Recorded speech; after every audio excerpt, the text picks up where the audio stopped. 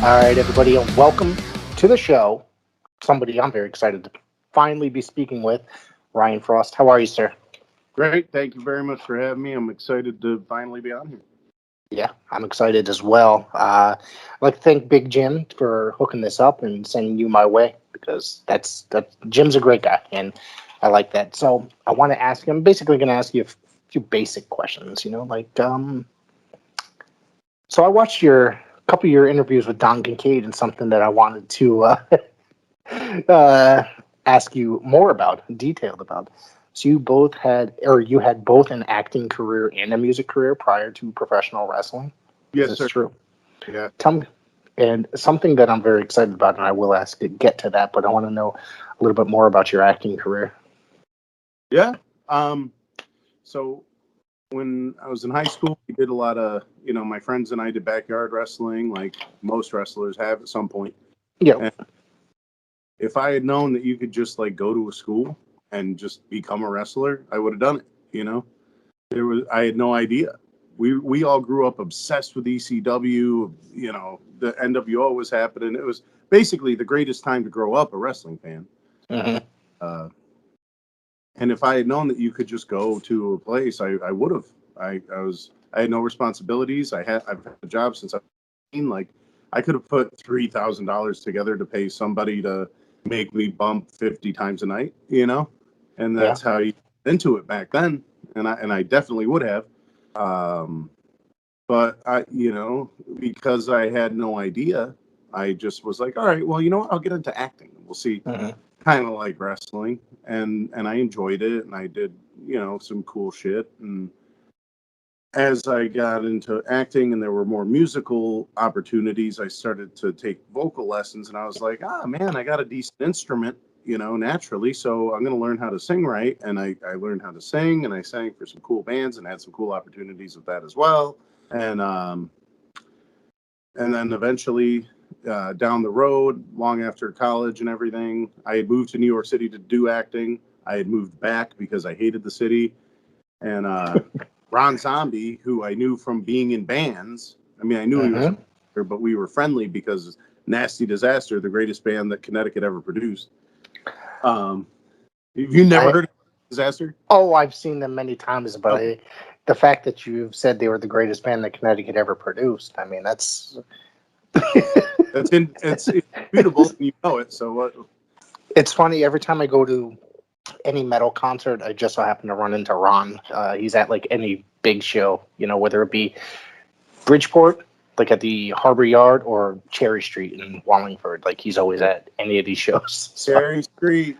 Big up yes, to Dennis and Sarah and Holly over at Cherry Street. I can't imagine you'll see this, but great squad of people running a great venue there. that is a really cool place. I actually drove by there the other day. I believe it's still operating, correct? Just came back from COVID. Yeah, well, along with everything. Yeah. So I didn't imagine they were, but I've seen some really great shows there. Mostly a lot of punk rock shows, but I'd go and see bands like Biohazard and stuff like that there who were just, I mean, man, that's such a great venue. It's such a dive, but it's like they put on some of the greatest shows. They book some of the greatest shows that Connecticut has seen. Well, to see Biohazard in that environment, you know what I mean? Like they're right there. Like Yeah. you're gonna have a beer with them. Like Yeah. that's all. I went from seeing them in a bigger place like, say, Toad's Place in the 90s to Cherry Street just a few years later. It was pretty wild. Yeah, So, yeah. yeah. They So, did. nope. Cherry Street actually spent a good amount of money and time making a good stage. You know, hmm because everyone was always playing on the floor, and everyone was That, happy to yeah, play because we love this place. You yeah. know, and they put a stage up, and they got the sound system is great. Uh, I love it there. I don't know. Yeah, no, it's really awesome. They don't really post much on like social media or something for their shows, do you? Or is it just pretty much like Facebook? Really? Okay. I have to search on that because since COVID, there hasn't been any shows really, so I'm really looking forward to going to more shows. So, are you from Connecticut? I live in Hamden. Oh, cool. Okay. Yeah, yeah. Yeah. I've grew up in Woodbridge, and lived in New Haven and Hamden pretty much moved back to Hamden just a few years back, probably when I met my wife. So. Oh, cool. So yeah, I'm loving it. I'm actually on the Cheshire Town line. So when I went to the last, was it 2 weeks ago, the Tesla Strength Show? It's literally probably about 10 minutes from my house. I just hop on Route 42, and then right on that side of the road was the venue. So yeah, yep. So are you in Waterbury?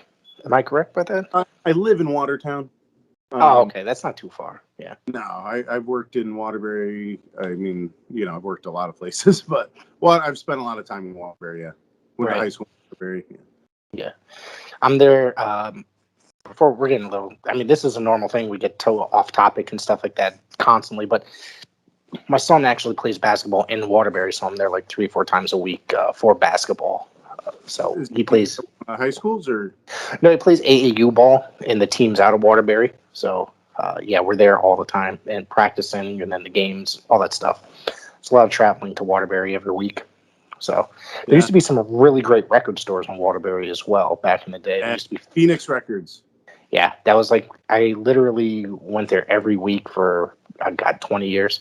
That was my favorite spot. So every now and again, I was running into the kid Damon that worked there for years. And then I ran into the professor just a few years ago. I was buying a car, and probably around the corner from where Phoenix used to be. And then he walked in to get his oil changed. And he was the owner, the old guy that owned the place for years. And I was just like, he remembered me. That's from shopping there. That was awesome, I thought. So that's super cool. Yeah. So tell me more about your music career. Music. So I live currently with my first bassist ever. Him and his family in the family home that we practiced in back then, which is crazy. But I was in high school and I auditioned for a play for Grease. Senior year of high school, and I was too afraid to sing. So I got one of the other T-Birds who didn't have a song, And so you were going to be Danny Zuko?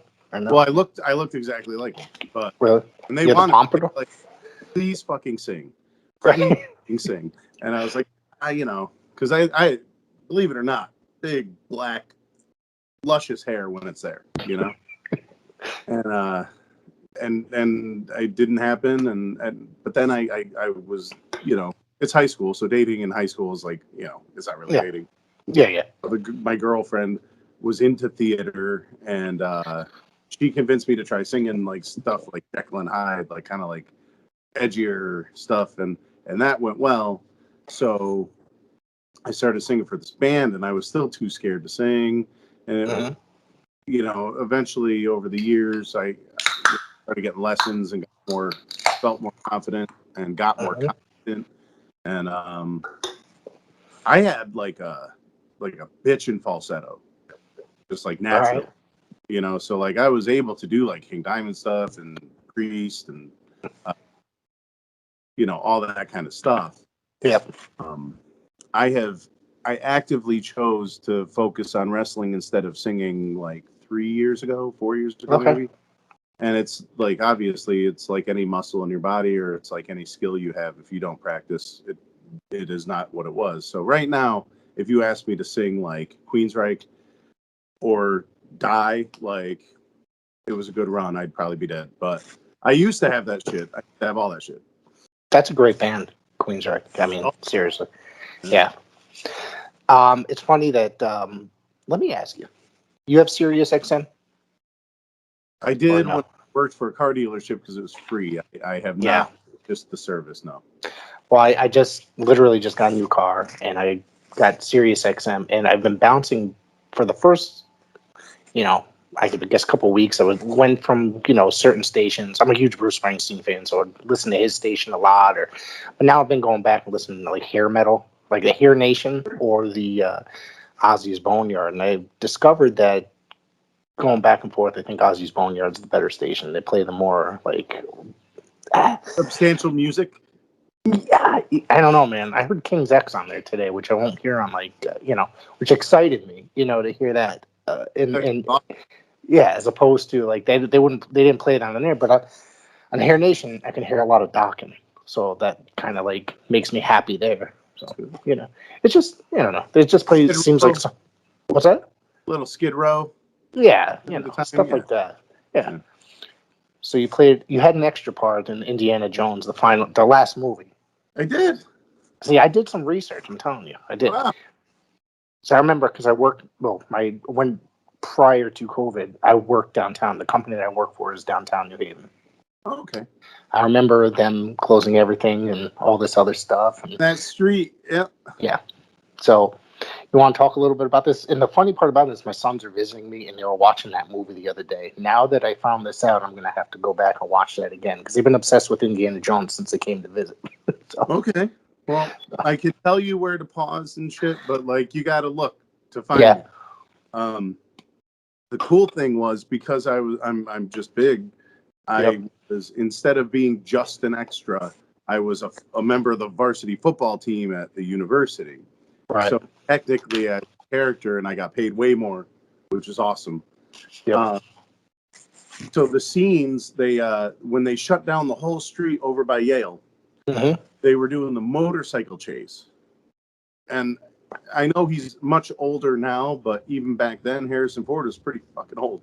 And he's climbing off the back of a motorcycle into the back seat of this car through the window himself. He's doing his own stunts. He did. I don't know that he did all of his own. Wow. Well, just the, yeah. I watched it. Crazy. That's incredible. I got to hang out with Shia LaBeouf a little. Transformers came out while we were filming. Mm-hmm. So, like, people knew who he was, but he wasn't like, yeah. And He he's was like still in this knife gimmick that he did during the course of the movie, and he's just practicing it, and he's just talking about how like, yeah, it was cool to make that movie. You know, I hope it does well. Yeah, you know, like just so. I hope it does well. They did like 6 of them. I hope it does well. So he's in almost all of them. I mean, but that's cool. Like, you know, you meet somebody and he's not a dick about it. He's just like, yeah, I hope it, you know. That's pretty cool. So you also mentioned that you were an amateur wrestler in school. I was high school. So did this lead into you? Like, tell me a little bit. What made you interested in wrestling in school? I also wrestled in high school. I wasn't very good, but how did you get interested in that? So that would the entire journey as a whole would start with sitting on the living room floor watching VHS tapes of WrestleManias with my great grandmother. Mm-hmm. Right, Randy Savage. Immediately, I was like, "This is fucking awesome," you know. And you know, when I got into high school, I was like the second tallest kid, and they all wanted me to play basketball. So freshman year, I played thirds basketball. And then the wrestlers came over and they're like, why are you playing wrestling? Or why are you playing basketball? You know, they were like, come wrestle. And I was like, I don't know if I want to roll around on the ground with dudes and spandex, you know? And they were like, okay, well then you just stay here and play with balls. And I was like, oh, you got me. So then I was like, so I don't know, what's it like? Is it kind of like wrestling on TV? And they're like, no, it's real. And I'm like, oh, all right, well, I'll come to a practice. So then from sophomore year, junior and senior year, I wrestled. And like I got most improved sophomore year, and I was most valuable wrestler for junior and senior year. And I loved it immediately. Mm-hmm. I was never very, very good. It was prep school league. Like I beat these kids up because I was just really angry and strong. Like I would wrestle 189, but sometimes if somebody doesn't show up, you can get that win by bumping somebody else up. Are you familiar? Yeah, you said you wrestled. Yeah, I wrestled 189 my first 2 years, and then my last year was heavyweight. So. Okay. Yeah. Well, so I would float. Like if I had to go up to 215, I went up to 215. If I go heavyweight, I only did it once, but I did win. Don't ask me how. Yeah. You know what I mean? It was good. I loved it. I still to this day think it's the truest sport because it's one similar weights. Yep. Who's better, you know? I respect people that like amateur wrestlers. I mean, to me, it's like my favorite sport. I will watch it, the Olympics and collegiate wrestling, the NCAA. You know, every time it's on, it's really one of my favorites. It's just it's fun. It's fun. It's real competition. Do you remember from your recent visit to Test of Strength? Do you remember the Grapple God, Jordan Yes. Rowe? Yes. Kid, like he was going to go to college for wrestling. He's now he's training at Test of Strength. He is unreal. Yeah. He He entertained me quite a bit. I liked him, and I want to see more of him. So I want to get in. Yeah, I mean, it's the first time I've seen him. I think he friended me on Facebook, not like probably a few months back, 6 months back or whatever. And I think was that about when he was breaking in?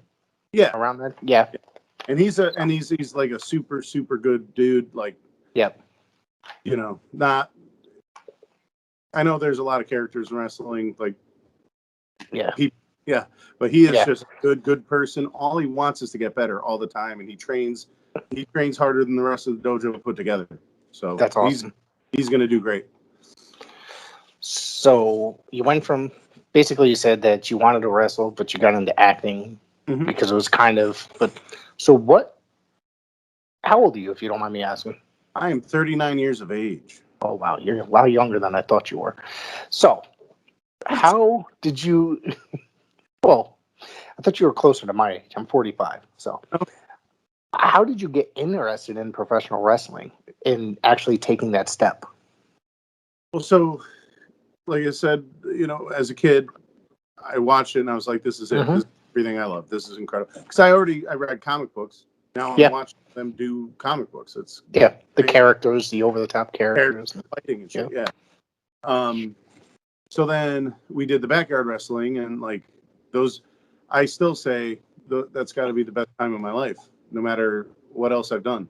Because that's me, my closest friends, doing what we want to do, not worrying about any other responsibilities, not worrying about anything else in life.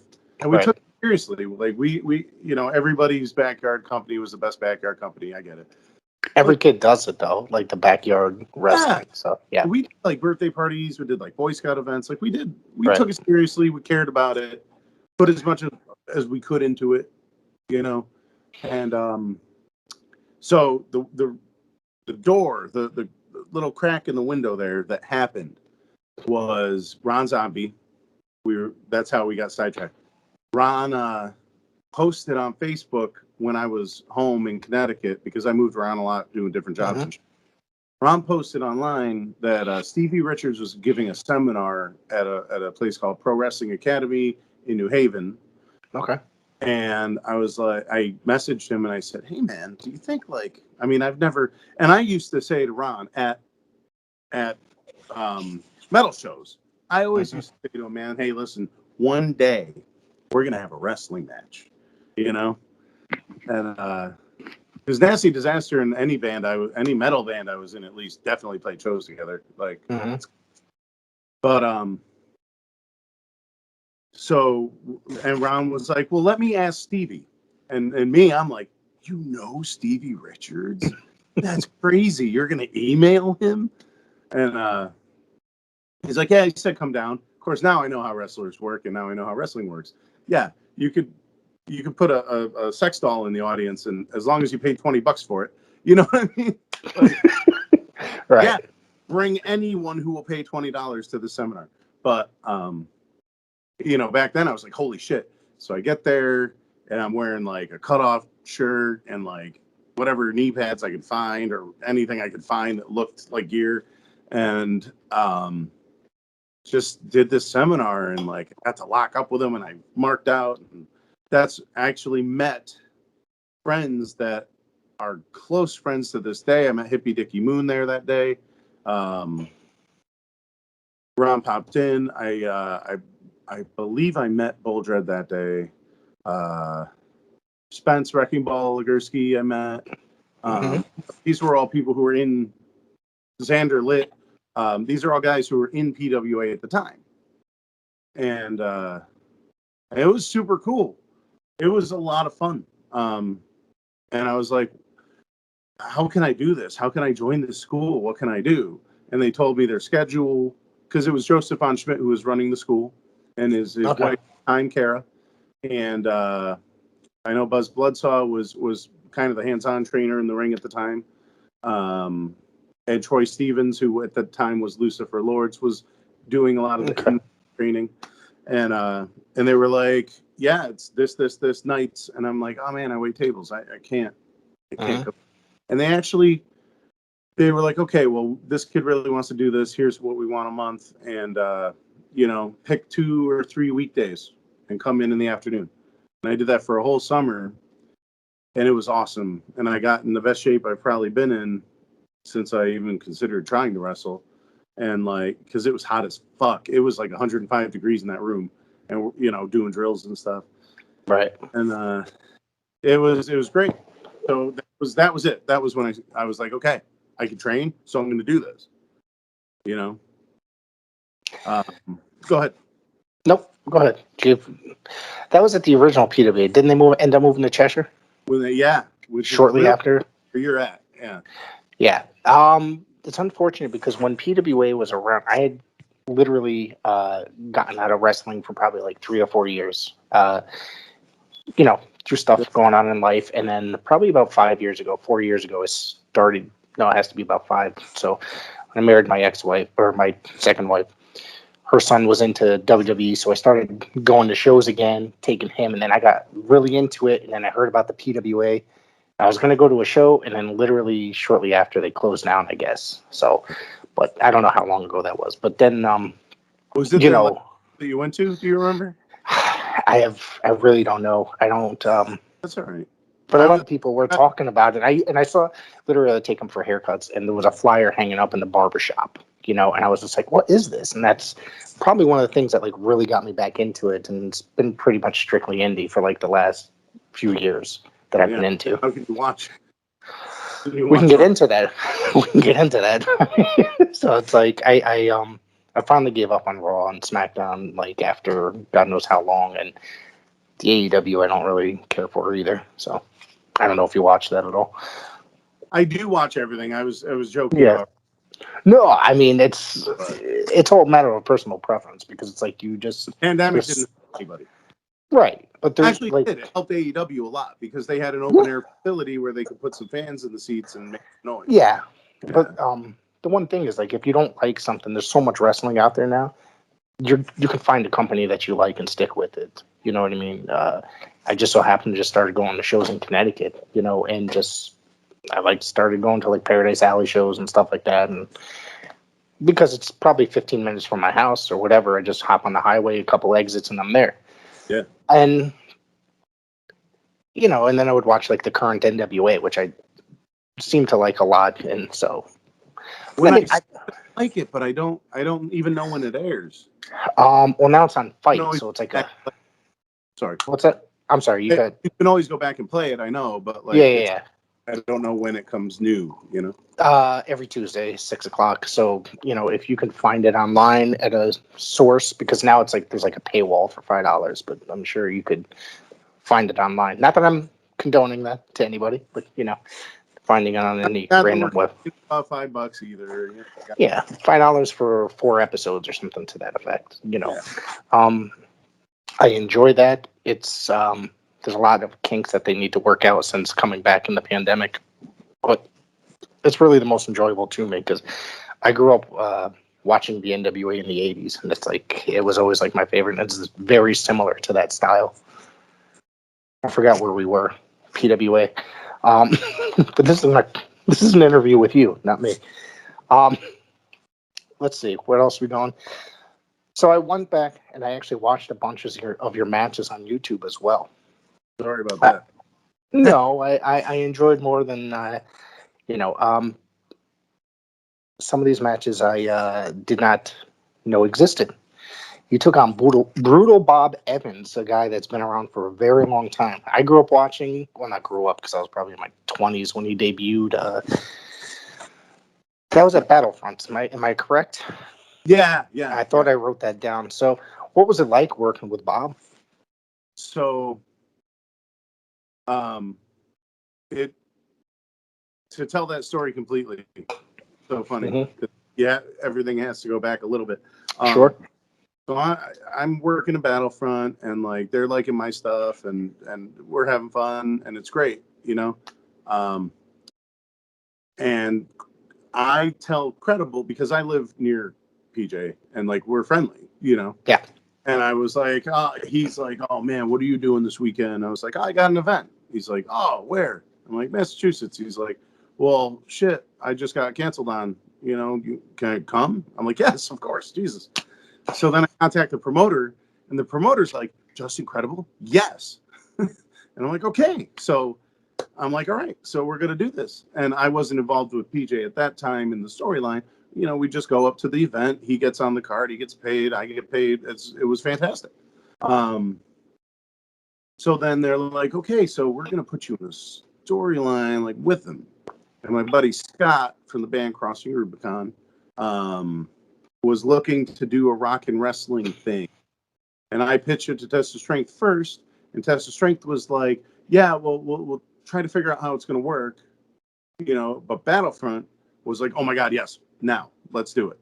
So we ended up doing Battlefront with the band. So Scott Warziniak, Scotty Anarchy, you know, childhood friend of mine, comes out, cuts a promo with his wife, who's from Ludlow and was in a famous band. She was a bassist for an international metal act called All That Remains. Oh, so yeah, I remember them. So they come out in Ludlow, where she, like, right where she's from, like in the neighboring town to where she was born. And they're like, we're going to do a music video. And the band's, and the crowd's like, yeah. And we're going to have Just Incredible in the music video. And everyone's like, yeah. And I come out and I'm like, fuck you. You can't make a music video without me. I brought you here. You can't do that. So then we have the beef. Credible comes out. I'm beefing with him. And this might be one of my proudest moments in wrestling. I said, Scott, if you promise that he won't be just incarcerated on January 5th, I will wrestle him for your music video. Shook on it, blah, blah, blah, blah, blah. PJ went to jail. Yeah. And you know what? Like, I've heard all of it from his side. I've heard it from his wife's side. I've heard it from his family's side. Like, it was stupid. He didn't do anything crazy. It was all like bureaucratic, like kind of like there was a restraining order, but it was family and like they lived together anyway. You know, it was not what the dirt sheets will tell you. It was not what, you know, people who think they know anything but aren't involved in the situation. It was stupid. It was really stupid. And they needed a replacement. And, you know, obviously this is like my first year wrestling. Like, I'm heartbroken. I loved Just Incredible. I grew up worshiping ECW.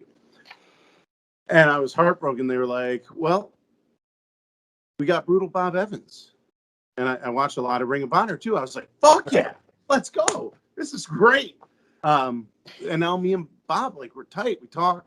I feel bad saying that because I should probably text him. It's probably been a while, but we just went out to Ohio and Indiana together. Like, it was my first long drive with him, but like, we talk. He's a mentor to anyone who will listen.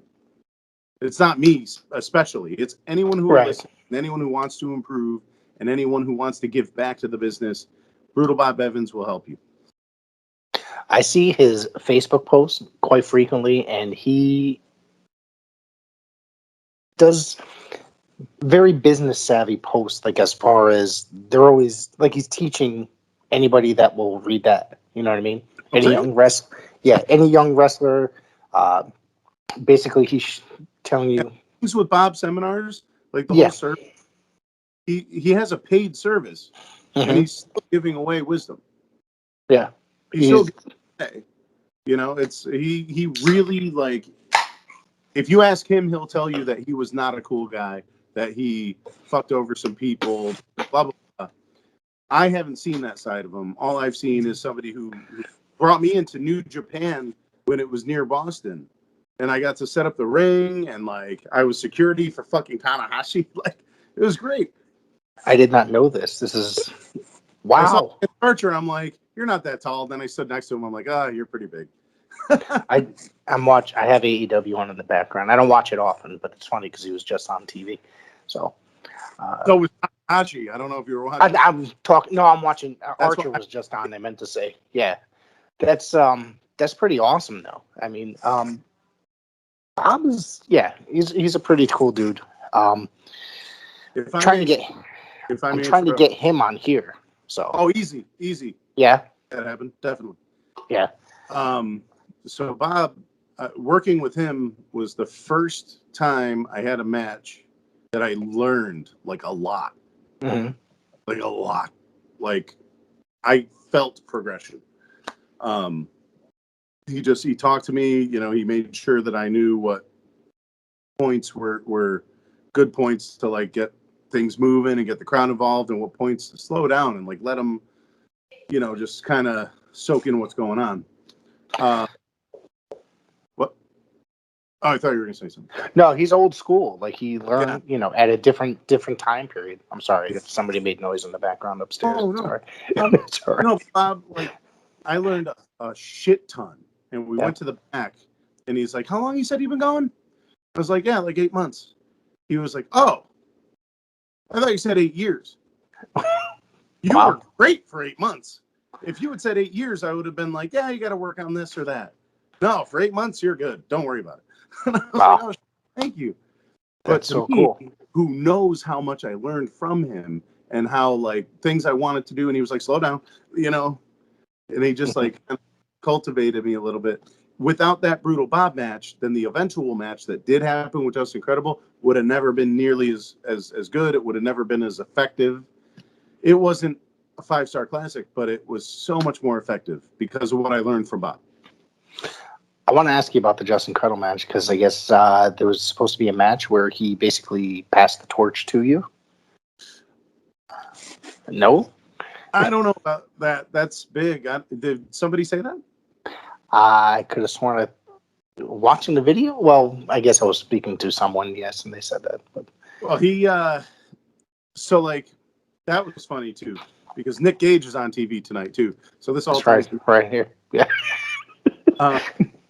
So there was a documentary filming about Just Incredible. I remember this. There's a music video filming for Crossing Rubicon. Okay. There's Ryan Frost, who is still like about a year in, a little over a year in, but like getting this match with this former ECW World's Heavyweight Champion. And there's Just Incredible, who, lightning rod for controversy, but like the sweetest human being I may ever have met. Great person. Huge wrestling brain. Knows everything. He is so fucking smart about wrestling. And all these worlds are just like kind of like hesitating to collide. And this match happens. We were there I wasn't there at 5 a.m. Crossing Rubicon, and their crew was there at 5 a.m. setting up to record the video in the context of a more than sold out wrestling event, and everyone completely delivered. It was great. The documentary has yet to come out, but they just did some finishing touches from what I understand. And from what I heard, and I can't say whether it was the promoter or the documentary, but somebody said, "You know what? We're going to do Nick Gage. Frosty's out. We want it to be really violent. We want it to be really intense for the video and the documentary." And my buddy Scott from Crossing Rubicon, even though our characters feuded during the lead to this, he came out and he said, "You know what? If we don't have Ryan in this, we're not doing the video." And I guess PJ himself was like, this is the guy who's helped me get to this point. We're all here doing this together. I don't want to do it with anyone but Ryan. I don't know who, I don't think there was a line drawn in the sand. I just don't think that whoever didn't want it to happen with me understood that there was the connection between Scott, myself, and PJ. Right. I can't imagine it could have been much better. It would have been much more violent. Right. But storyline wise, I can't imagine it could have been much better because we had built this story for over a year. And in the end, because you're saying you wanted to talk about that match specifically, I like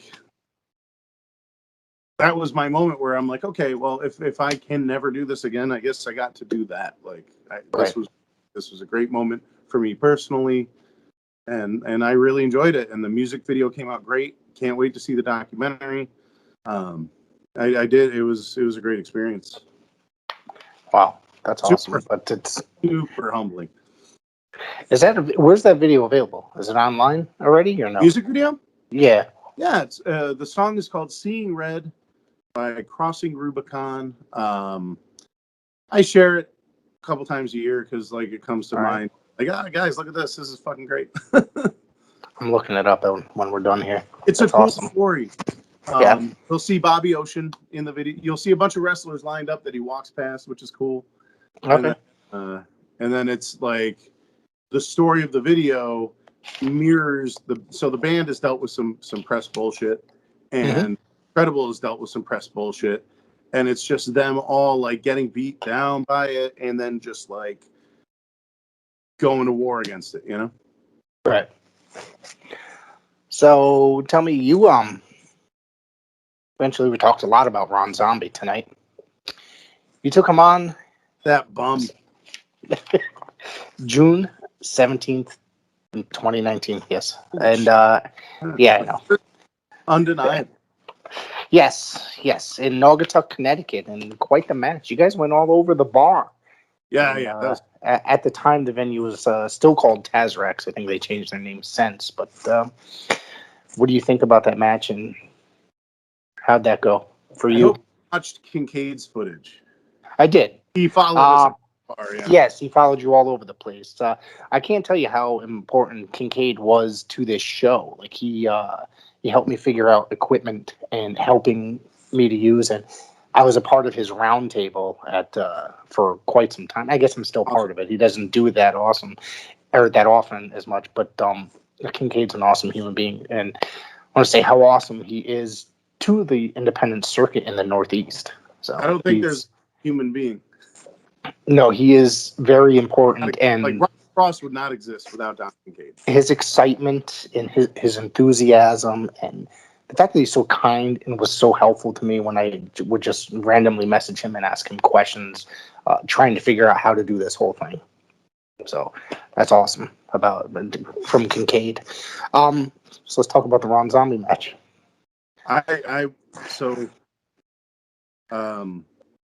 That was a big surprise to me because Ron works, he's worked forever with Northeast Wrestling. Yeah, is that the only group he works with now? Well, normally, I It's know like back a wrestling gig, yeah. Yeah. And So I used to see him other places back in the day, but now it just seems like he's exclusively there. Well, they're like they're a very good place to work. Mm-hmm. If it's kind of like you're in a band and you play dive bars all the time, Right.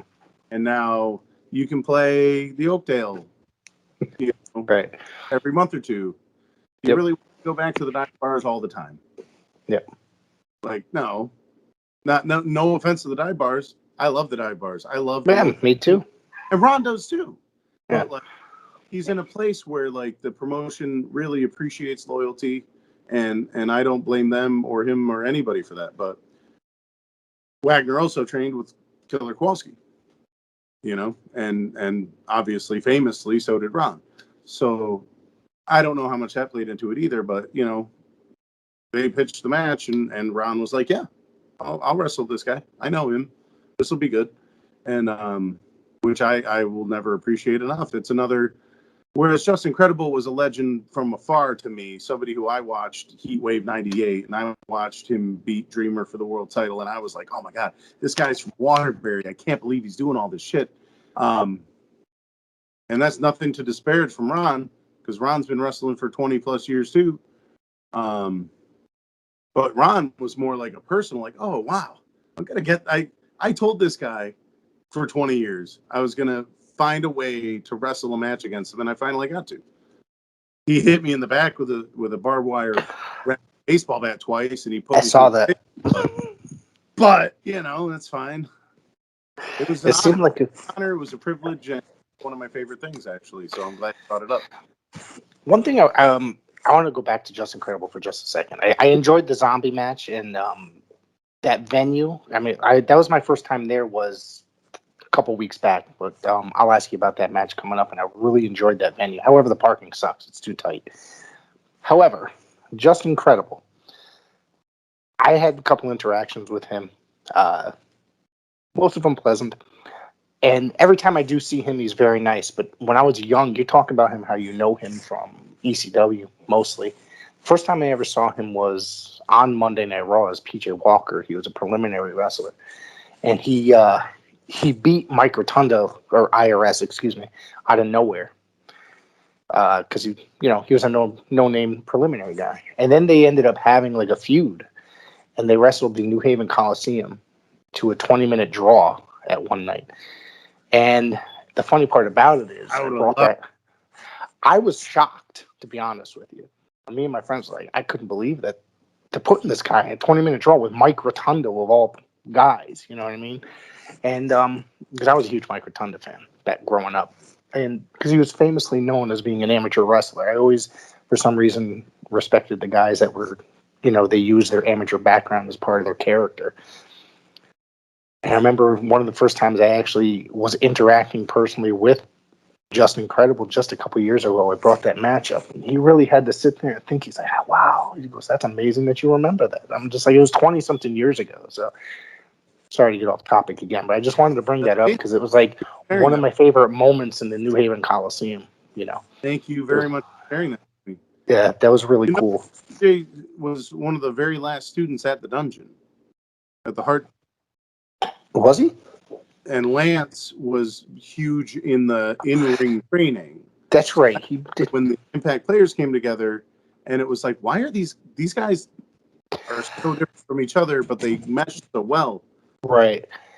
They were a good tag team, but like you said, they were two different kind of characters because Lance was like one of those serious Canadian style wrestlers, and where PJ was the gimmick kind of brawler, hardcore guy. But they meshed well, Yeah. That's why WWE liked him. He's told me the story, and I hope he doesn't mind if I tell it, but like he went to a WWE event after he graduated from the dungeon. Went to a WWE event with a suitcase with some cheap, shitty gear. And he just walked into the back, right? And nobody stopped him. Nobody stopped him. So he walked around until he found somebody he recognized. And I can't remember, but it might have been Pat Patterson. And he was like, hello, sir. My name is Peter Polacco. I trained with the Hearts, and I wondered if there was a chance I could wrestle today. Wow.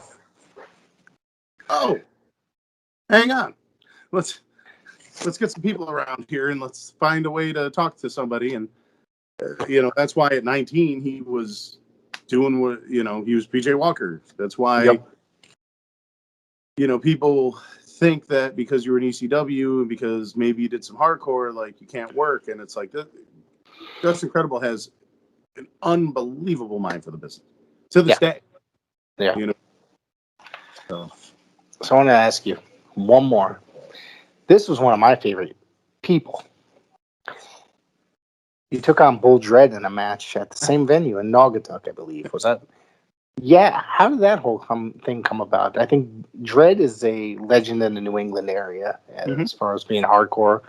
And I think, were you doing the sexy Fraust gimmick at that? Yes. Was that supposed to be, I'm sorry, was that supposed to be making fun of his sexy beast gimmick that he had at one time? Yeah. All right. I just hope that was clear. If it wasn't, well, yeah. I mean, I just wanted to make sure that was so. Oh yeah. So the he hadn't been out as the hardcore beast. He hadn't been like barbed wire tights Bull Dredd in years and years. He had been doing the sexy beast in NEW and coming out with the Godfather and shit. That's great. Right. Yep. And I was doing this thing in Battlefront where I was like, hardcore is stupid. I have the shirts. Hardcore is stupid. It was great. It was a lot of fun because then eventually he became hardcore champion. And I was like, oh no, hardcore is stupid. I'm not doing any of that shit. So that's where Fighting Ron came from. And then after Ron Zombie in Connecticut, the next logical step, and it's not a step down necessarily, it's just the next logical step after Right. Ron Zombie in Connecticut hardcore becomes Bull Dredd. At the same time, Bull Dredd was the trainer at PWA in Cheshire. And I started down there in New Haven, and I was waiting tables. I met the wrong girl. I ran out of money. I wasn't training anymore. Left Connecticut for a while, came back. When I came back to Connecticut, and a friend of mine had died who used to do the backyard with us, and it really kind of made me feel like so many of my other friends have kids and wives and careers. If any of us are going to do this, I'm the last one. And I wasn't the best wrestler out of the group, but I wasn't the best entertainer out of the group. Mhm. But you know what? I could do this. And I started going to PWA in Cheshire more often, started reffing matches. Bull Dredd was the trainer there then because Von Schmidt had moved down south. So it became like a mentor versus mentee thing Gotcha. coming to fight me. And I felt like the best way to make fun of him would be to make fun of the Sexy Beast stuff. But it turned out that Sexy Frost was like really over and popular. It was like, this is ridiculous. Why do people like this? But some of the best times I've had were making promos for that. You know, I did one in a restaurant with the fucking Rose and like the Bellissimo and all that shit. When I came out as the Sexy Frost in Naugatuck, I got his ex-girlfriend into the ring and gave her a rose. Like, Okay. it was pretty good. There was a spot where he was supposed to, it looks like he was supposed to go through a table, but he just bounced off the table and hit the floor instead, rather than going through. Like, he's like 250 to 270. So Yeah. he's He's lost a lot of weight. Have you seen him? oh, he looks great. He's incredible. Yeah. All right, let's see what else you got. Okay. He looks better now than he did when he was doing the Sexy Beast. Oh yeah, yeah. He's really thinned out, and he's coming to New World Wrestling Extreme on Saturday. It's this Saturday. Okay. He's starting to branch out a little more and go. I've noticed. You know. Yeah. They're out in Rhode Island. It's Woonsocket, Rhode Island. It's hours away, but it's going to be. Okay. Yeah, I see a lot of those shows like advertised, and I always plan on trying to get out there, but then I looked it up, and it's about 2 hours away or something to that effect. For me, so probably about the same for you. Yeah, Hamden. Yeah. Yeah, I usually try. I don't usually like to go more than like an hour, give or take a few minutes, but those shows look like they're stacked though, so it's probably worth the travel for me out of Hamden. So New World Wrestling Extreme. When I started going to those, and like I worked one or two. Excuse me. No, pardon me. They had a few. It wasn't what it is today. Mm-hmm. I was looking at the match cards for this coming event on Saturday, and I was like, "Damn, I'm in the only tag match. Like, this is all singles matches, and this is all quality competitors." You got Logan Black coming up from New York. You got Bull Dredd coming out for Connecticut. Our guy Sammy Diaz is the open weight champ. The heavyweight Marcos is a baller. He's from Massachusetts. That guy's awesome. He's really good. Yeah. He's really good. Yeah. Glad we agree. There's a lot of really good talent on the card, and it's Gangrel's going to be there, and he's fighting my stablemate in the Humidor, King Leon, who you must have seen King Leon at some point. I think he was on a round table that Kincaid hosted once. I think he brought him on. I believe so. He's good. He's very I think good. I interacted with him that particular day. Yes. Yeah. So a lot of talent on these shows. And he's doing the right thing. He's making his singles matches. He's giving people a chance putting him in a position to succeed. So May 2020, basically the entire world was shut down, and in an undisclosed location, due to, I'm assuming, through COVID restrictions that you took on, Dirtbag Dan for the Battlefront Hardcore Championship or Hardcore title, whichever. Yes. So let's tell you about that one. You were explaining there was a Freebird rule with the Filthy Family. Yes. So the Filthy Family was Dirtbag Dan, Big Cal Stevens, who now wrestles as Steve Stetson, who you've seen on AEW. Yep. Orange Cassidy, good for him. He's a good kid too. I like him. I'm glad he's achieving things. And then Johnny Chill and Big Cal and Dirtbag were the tag team champions, and Dirtbag was the hardcore champion. So the whole plot, the whole gimmick, and not for them to win these titles, but the way for me to win the hardcore title.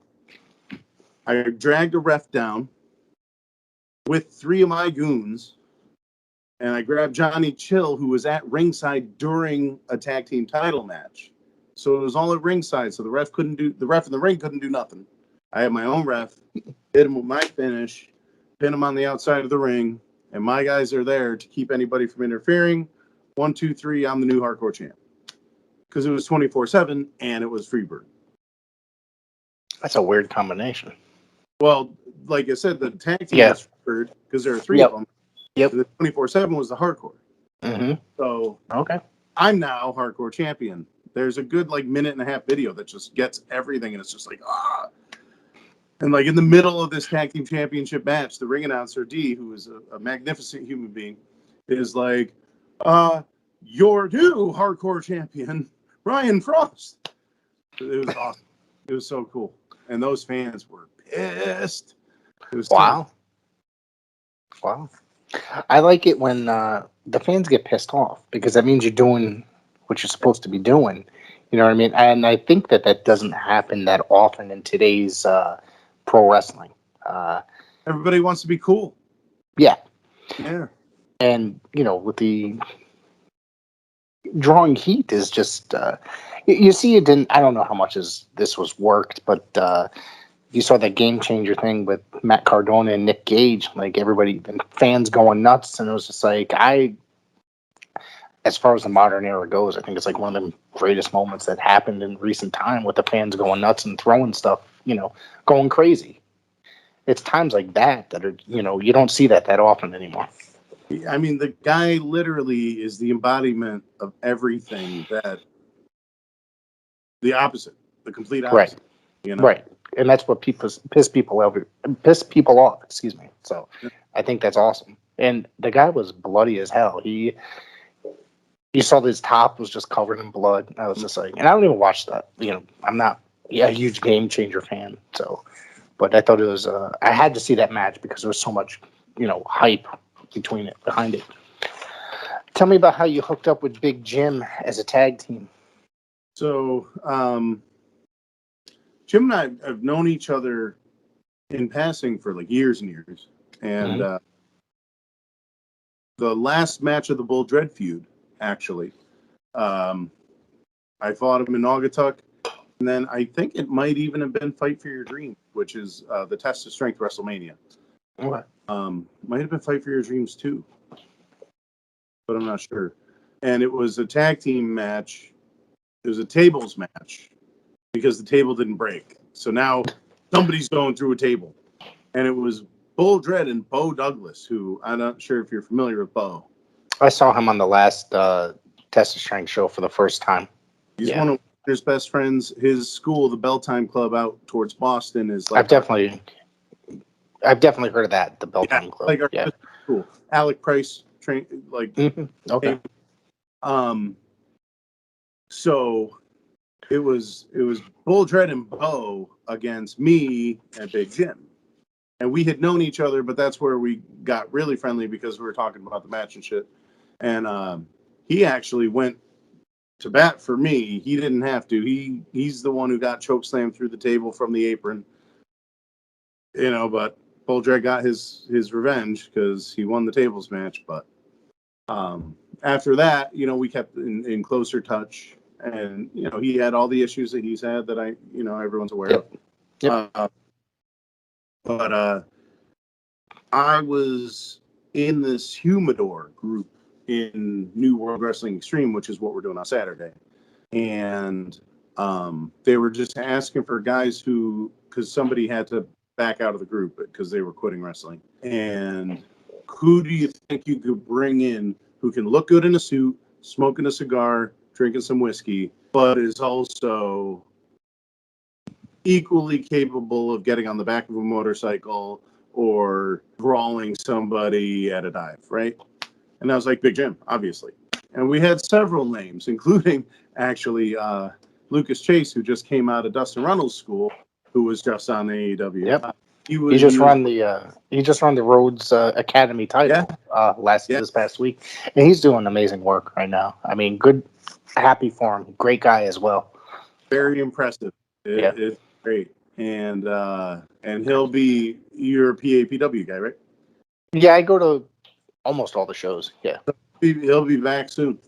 Yep, and he'll be with Jim actually. Yep, but he's got the faction now. They're coming in with the masks. Yeah. Yep.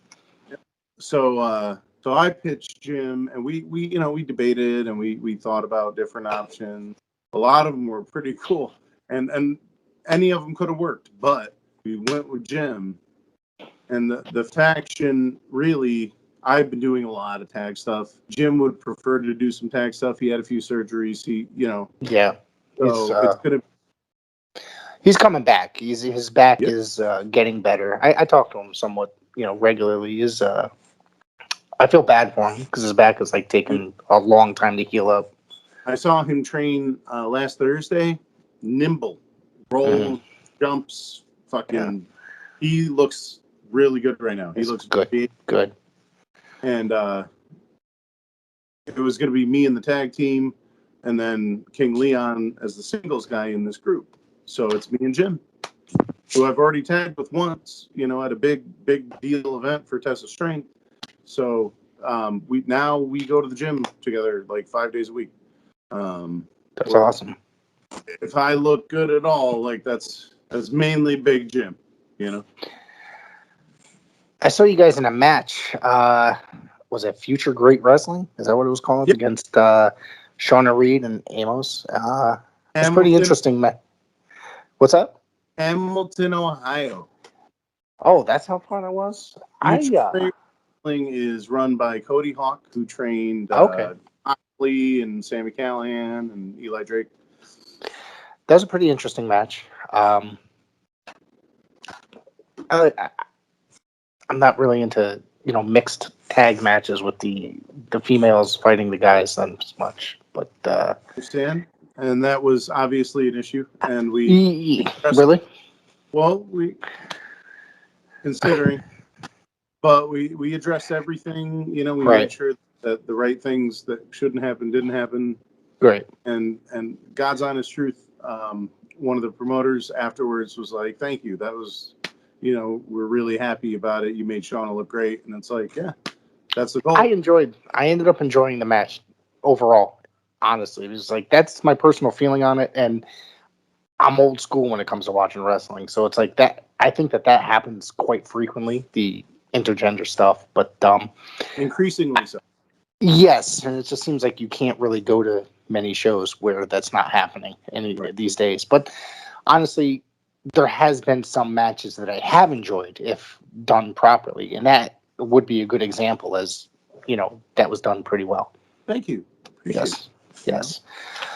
So let's see what else. Tell me about how you. I know we're going kind of a little bit backwards. I tried to keep everything sort of in order, but with the internet, you can't really find as much in order. Yeah. So tell me about teaming up with TJ Howell and forming Cold Cash.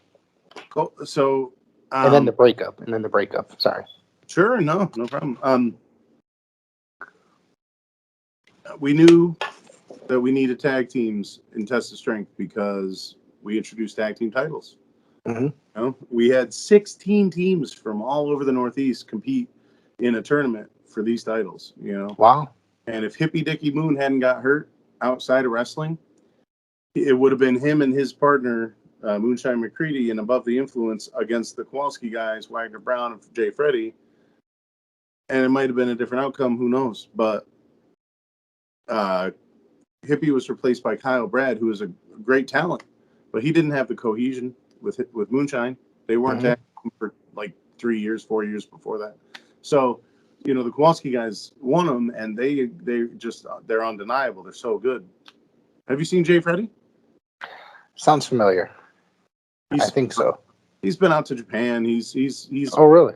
like good.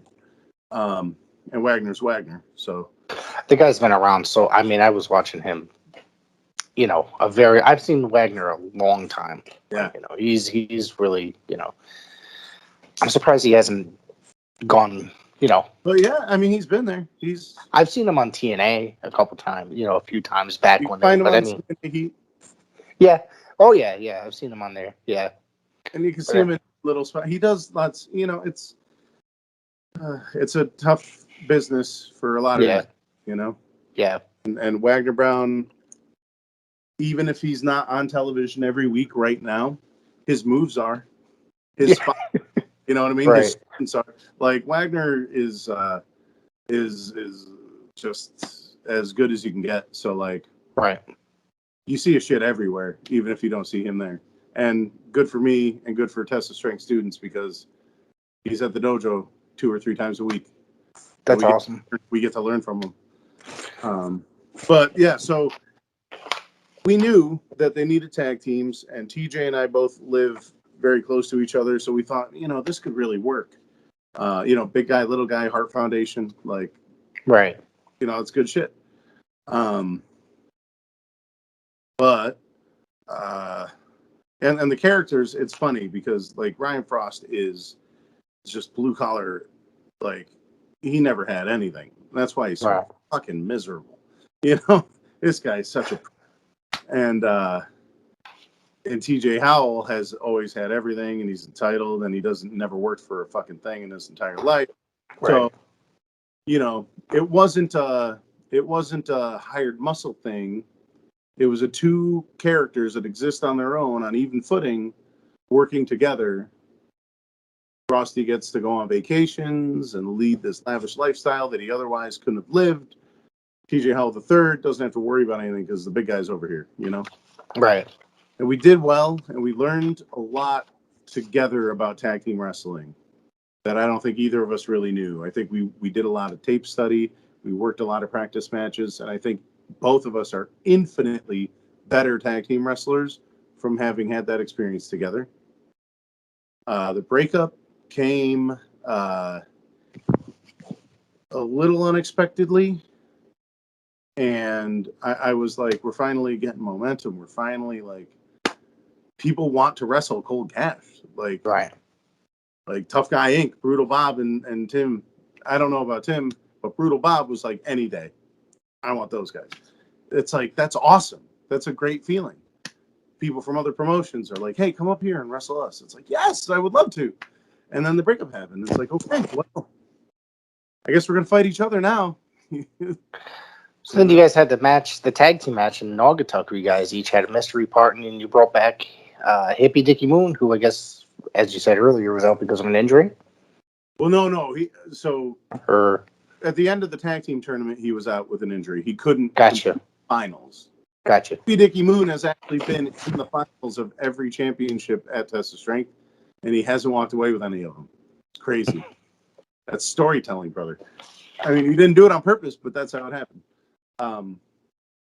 So Hippie coming out with me was like kind of that was storytelling as well, because we knew each other back from PWA.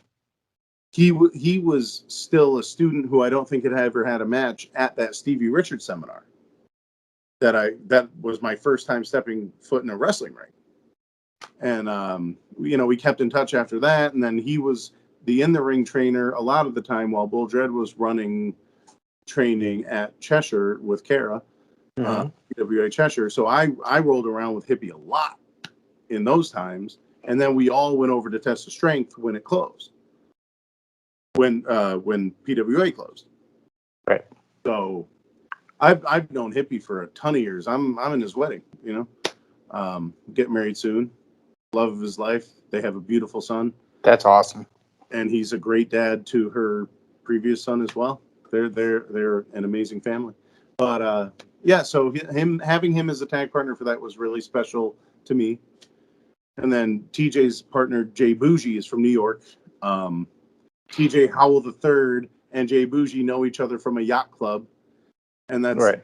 like we were in a match against each other at a training day, and not an actual training day. Test of Strength has training day events. Yep. You've seen? Okay. I haven't attended, but I know what they are. They're basically the free events that they have at the school, right? Dojo shows, yeah.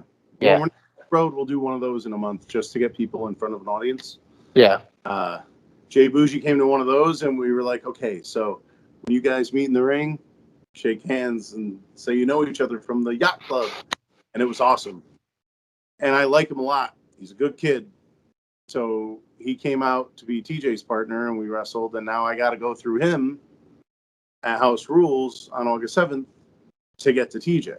And it's like, all right. Where's that going to be? House At Rules. Torrington, Connecticut.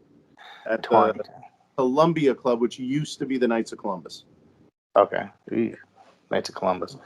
Well, Actually, so it's the Columbia Club now, and they are firm about not being associated with the Knights of Columbus. it's amazing. I'll If tell that you makes off. No, I'll tell you off here. It's funny. I would love to go to that show, but August 6th through the 9th, I'm going to be actually in Virginia. So I was looking for. This is how much of an idiot I am. The first thing I thought of was looking for indie shows down in Virginia to go to. When my wife said that we're going to visit family. You'll never know what you might miss, man. I know. There's actually, like, I looked up and found probably 4 organizations down there. None of them are running that weekend. So whatever. It is what it is. So I think that's pretty much all the questions that I've come across. Oh, yeah. Actually, I just want to. So you don't necessarily think hardcore is stupid. You are a hardcore wrestling fan. That was your gimmick, correct? Okay. If you put Rob Van Dam versus Sabu on, or like Dreamer versus Raven, right? I'm gonna love it. They're gonna use weapons as part of the story. Right. If it's just like, oh, here's a bunch of shit, here's a bunch like bang, bang, bang, I'm gonna get up and then hit you into something, bang. And who's going to go with more weapons, though? That's the other thing. It's going to be Sabu and Raven. Or what's the second match you mentioned? I'm sorry, Raven and Dreamer. Yeah, and then history. Yeah. So I've seen those matches in person back in the day. They were pretty wild. It's funny because it's like, are you still a big ECW fan? Yeah, why? Well, I'll tell you. It's I feel like like getting somewhere with this. I am. When it was forming back in the day, I loved it. I thought it was incredible. Yeah, I started watching when they were still an NWA affiliate. Oh yeah, sure. Okay. So as I get older, it's just I don't think some of the material holds up. Oh. I know it might just be me and my style of wrestling. I prefer and somebody told me the other day, I was literally having this conversation. You can tell me the same thing if I really thought like the 94 to 96 was their greatest era because they had guys like Benoit, Guerrero, Jericho, and Public Enemy. And it was not necessarily as crazy, I guess. You know, a lot of it was, there was a mix of the hardcore or what would be known as hardcore in the future with a lot of technical stuff as well. And they would have the luchadors and stuff. But somebody told me I was completely fucking ridiculous for thinking that was their best era. Listen, so you had like Benoit, Eddie, Dean, right? Yeah. And then you move on, and it becomes Guido, super crazy, Tajiri. I love Guido and Tajiri. You know, fucking yeah. You always got hardcore wrestling with ECW along with the weapons of bullshit. Right. I think initially, and this is just my opinion, they would call it, basically it was known as hardcore wrestling because they were gearing towards a different audience of hardcore wrestling fans that did not want what was going on in 1995 WWF. Right. It just so happened, or in WCW at the time, which both were just if you're a kid or an Cartoon. adult watching it, you're like, what the fuck is this? Cartoon. And yeah, exactly. And it's just, and ECW at that time was hardcore wrestling. It could have been the technical match or a match with, Right. it was gearing towards a hard, but then I think the term hardcore just became associated with all the weapons and all that stuff as time went on to the Yeah. regular, you know what I mean? So Yeah. So if it you ask doesn't, me, hardcore, like, yeah, weapons is stupid. Hardcore Right. music, not all of it, but like, right, like, listen, I love death metal. I love good Right. death metal. I even like some black metal. I Yeah. probably shouldn't, but I do. I don't care about aggressive vocals. I care about like nonsense right, with wrestling or music. Like, no, do something substantial, do something artful, or else why the fuck are you doing it? right, So yes, in that sense, I think hardcore is stupid. right. And I just like the hardcore stupid shirt. I mean, I thought it was pretty awesome. So, I want to wear it to a metal show sometime, see what happens. well, we'll see what happens. Some Let me know. People will be like, yeah! This guy who loves fucking Opeth and Nevermore is going to be like, that's awesome. And this guy who likes Hatebreed is going to be like, fuck you. And it's like, fine, cool, whatever. That's funny you said that. Let me ask you. All right, this is a question I did not have prepared, but who is your favorite singer? What's your favorite band when it comes to anything? So, through the lens of, like, he passed away and he had a huge influence on my style, like Nevermore. Okay. The singer World Dane. Ron Zombie will probably call me right now, feeling that I said that, to tell you that Milano punched World Dane and got arrested for it. Because he loves that story. But, Isn't he a big Billy Milano fan? Isn't he? yeah. Yeah, Billy Milano blocked me on Facebook. I think it was because that he, I know I said no politics, but I think it's because that he would come out with a lot of right wing type posts, and I opened up my mind. So, but Yeah.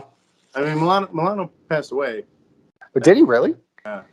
This is going back like a few years ago, though. So I mean, I don't know how long. I didn't know that he died. How long ago was it? I mean, this has got to be. Geez. I mean, it's going back a few years, though. So, But so Nevermore, like the power, like Bruce Dickinson was my, like, Andy Savage was my first favorite wrestler. Bruce Dickinson was my first favorite singer. it's funny. I heard Number of the Beast in the car on the way home today, and I knew that we were doing this interview, and I know you mentioned Bruce Dickinson in another interview, and I was just like, I thought of that, and I was just like, damn, that guy really is a great vocalist. I was never a huge Iron Maiden fan when I was a kid. Judas Priest was the band for me. I was huge into Halford, and they went strictly from Number of the Beast to playing Metal Gods from off British Steel by Judas Priest, like back to back. And I was like, God damn, that's so fucking awesome, dude. So Halford is Shawn Michaels, flashier. Does all right. Bruce Dickinson is Bret Hart. All right. Like, lace up the boots, go to work, and do the best fucking shit that ever happened. Now I got to change my opinion because I'm actually a Bret Hart fan over Shawn Michaels. So, no, I'm kidding. My opinion. It's only an opinion. No, I know. It's funny that you said that, but Love both of them. yeah, I think honestly, those two dudes put on some of the greatest matches, and those two vocalists are phenomenal. So, is there anything else you would like to was there anything that you'd like to plug before we get out of here? Any shows, any social media? Should do the plugging, if I may. Absolutely. On my battery. Damn, we did 80% of my battery.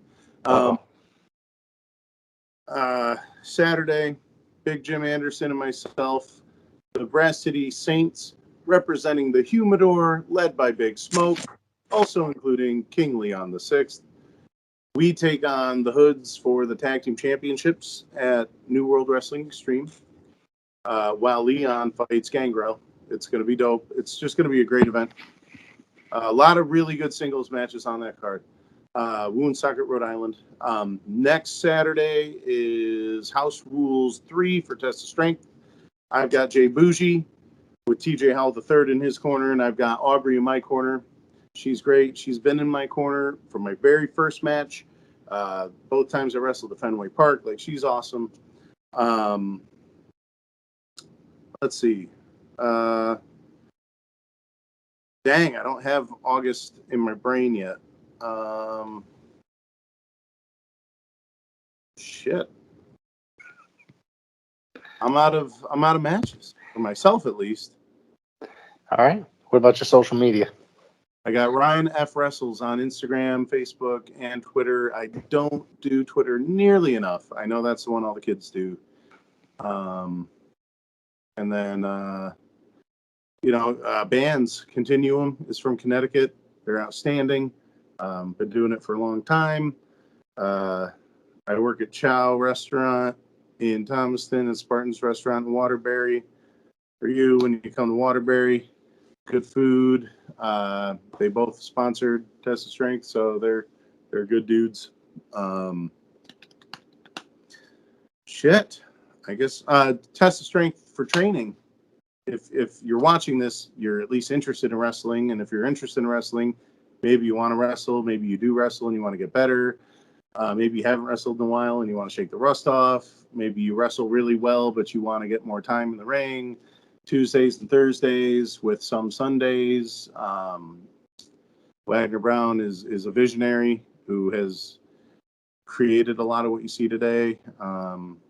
Alex Rojas, the GM, heel shit. Design and apparel, I must shout out. They do all of our logo, not all of our logos. They do all my logos. They do all our fight cards, all our posters. They do all our championship belts. You've seen those TOS belts. Yep. They're gorgeous. Heel shit design and apparel is a must if you want to buy any of our merch, or if you want something designed for yourself that you haven't gotten yet, just hit up Alex Rojas. I think that's about it for hype. All right. Well, I must thank you very much for coming on today, and I think this went quite well. Thank you. Oh, thank you. Thank you for the good questions and the good time, man.